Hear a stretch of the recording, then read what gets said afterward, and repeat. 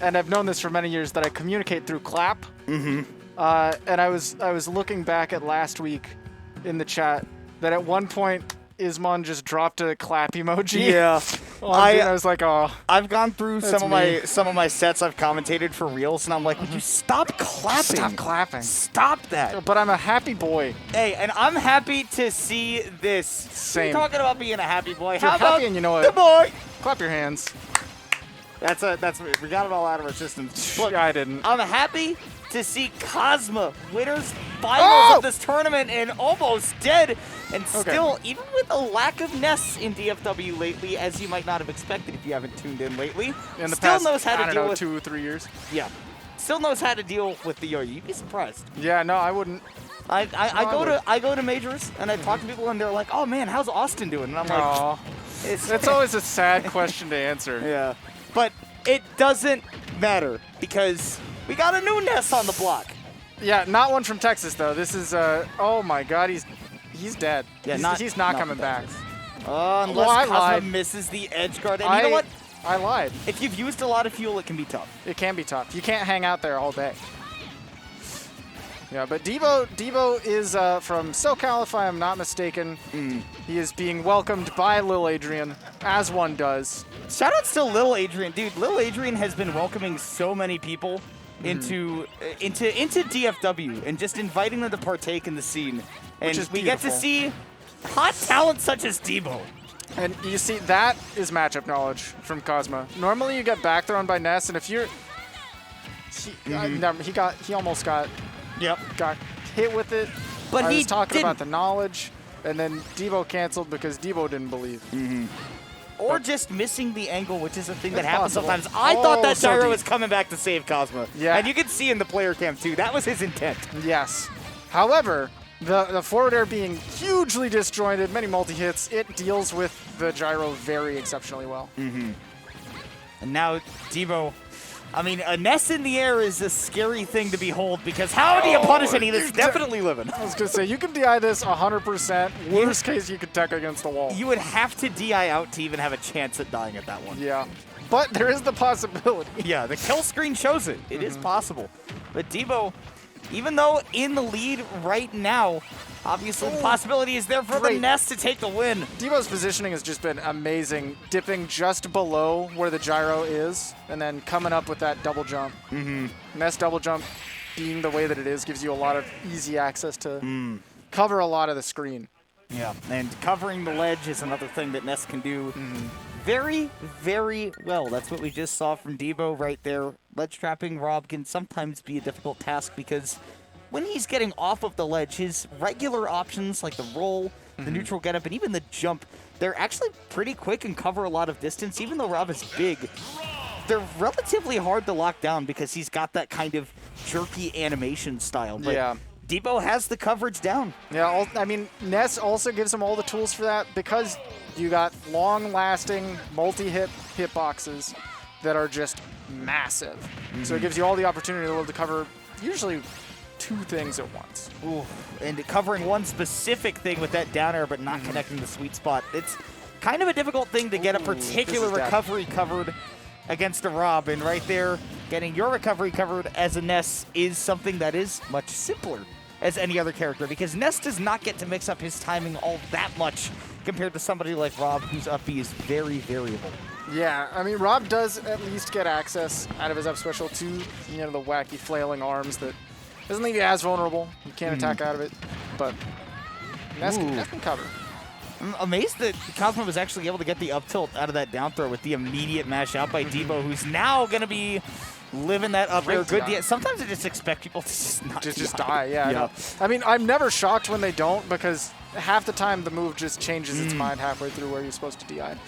Barely surviving again on the DI. Kazma doing a great job, but we see Debo consistently doing this thing where he dips really low, double jumps back up with the aerial, covering himself on the return.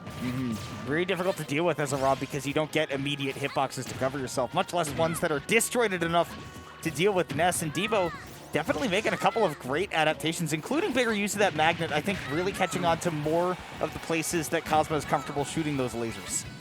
Okay, no jump means that is definitely going to be an easy snipe with the gyro. Even if you dodge that, Saw Kazma had that covered, was ready to toss the laser, and it would have been too much distance. Debo now on the last stock.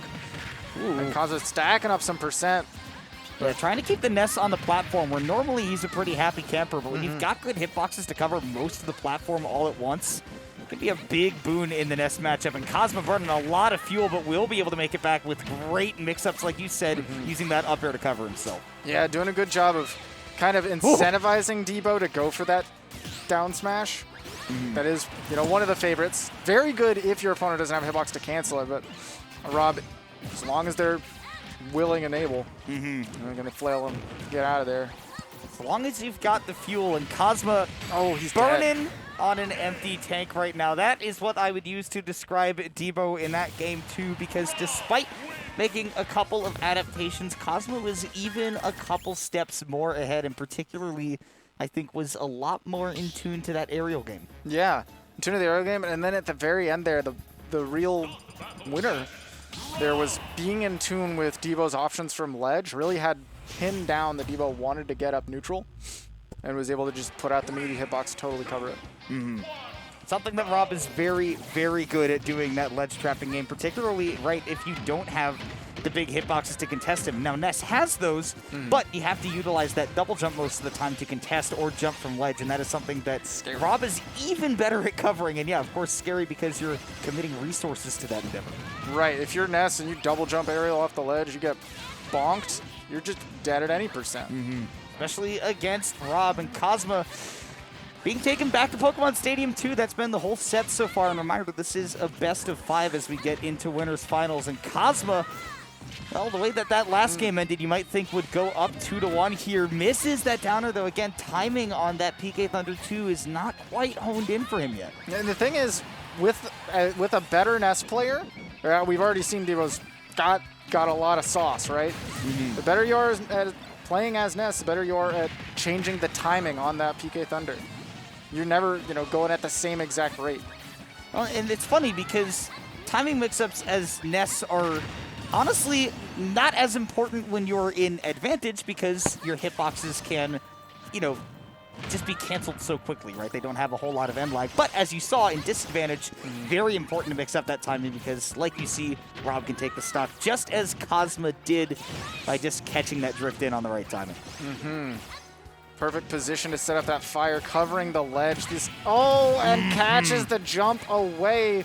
Kazma not covering himself with a hitbox, so that downer is just a huge threat. Yeah, this is what Debo has been really, really good at showing off, is catching specific things that Kazma has been doing at disadvantage and getting really, really big punishes off of it. First, it was the edge guarding, and that time, well, it was much the same, but executed in a different way. But Kazma, so far, has just been a steady train with the Rob. We go to last stock, game 3. Yeah, with a really smart option there, going for the side special because it was a perfect spot for Debo to go for the fire. So, you got your reflector there, even if the fire comes out, and otherwise, just big span of hitbox. And there's another big hitbox in that up smash. Again, a couple of times we've seen Debo not really mix up that approach on the attack, and Kazma has gotten those landings caught out, but now at 91%, one more solid aerial from Ness puts you in a really tough spot. Narrowly, Kazma manages to get back on stage. That up air, no way. Yeah, Rob is hefty, but that almost did it. That did almost do it, and honestly, it was good DI from Kazma that saved him. But here comes that arm rotor. Yeah, we've seen that a lot. There's a lot of mix that Ness can go for. Big commit. There's a lot of mix that Ness can go for in that situation when they know that your DI on the fire is good, and we've seen that from Kazma, where they can either go for the read that you're going to try to jump out of it, they can just go for the grab that you try to shield and block, right? Or try to even punish buttons sometimes. But being able to go for the arm rotor there, you've got a reflector that is actively going to turn the fire against you, so that even if you do block that, you're kind of stuck. But also big hitbox. But Kazma, he is an up smasher, loves tossing out that button, and did it just a little bit out of range to catch Debo, gave him the opportunity to get that back throw and take that game. Well, we'll see if he can manifest that into a more particularly workable situation. We've seen a lot of up smash from Kazma, like you said, but a couple of times, interestingly, it's kind of just been on approach, trying to catch some bad movement from Debo, who is absolutely rolling over Kazma here at the start of this game. 25 seconds gone, and a quick downer will dispatch of the robot's first stock. His positioning on the offense has been nothing but net. My goodness, yeah, did such a good job. It's calling out exactly where Kazma wants to be in the air.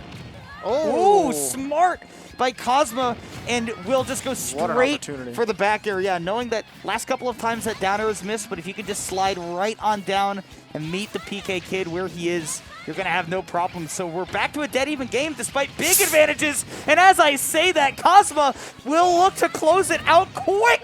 Oh, but he saved him. Oh, he didn't. He took the last hit of it, shortening the rocket, and only a little bit of damage. Definitely a lucky break for Kazma right there that he got in the way of that PK Thunder 2 because he would have been dead initially anyways, but you take it nonetheless, and he is fishing to once again get that Ness off stage expediently. Now again, see, we're getting out of the fire really quickly and immediately tossing out that button, catches Debo, not respecting it.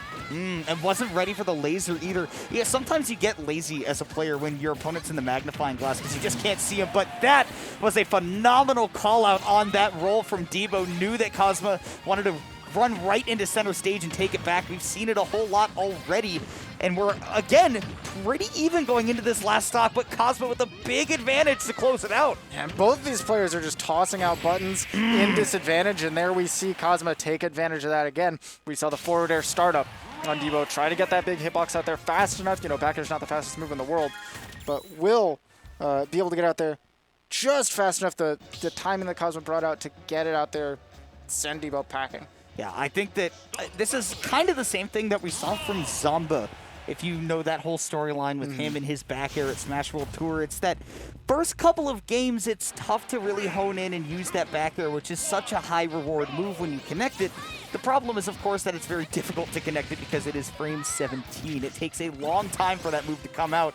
But once you start adapting, once you start figuring out your opponent's positional habits, which, like you said, Debo has been excellent with thus far, Kazma has perhaps started to figure that out, and that's why you're starting to see a lot more of those back airs connect.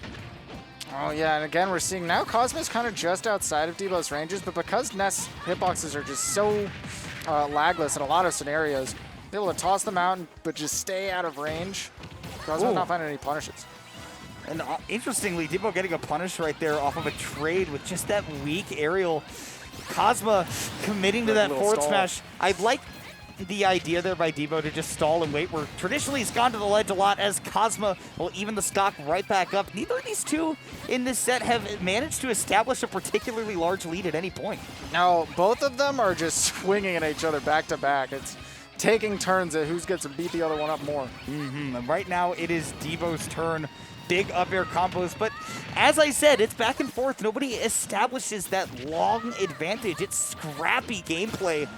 And normally I would expect that to come out on top for Ness, but like you said, Kazma's just so willing to throw out the unexpected. Oh, but that heal might be huge. Heal in a scrap war is definitely helpful here. Debo now about half Kazma's percent, stuck on the platform, but there we go. With good position, sets Kazma at the ledge. Tried to go for the up smash, and there we see we find it. Was a really good call out on Kazma trying to press a button on the way back up. I would expect that he was probably trying to go for a forward tilt, maybe press the button too hard and got the forward smash.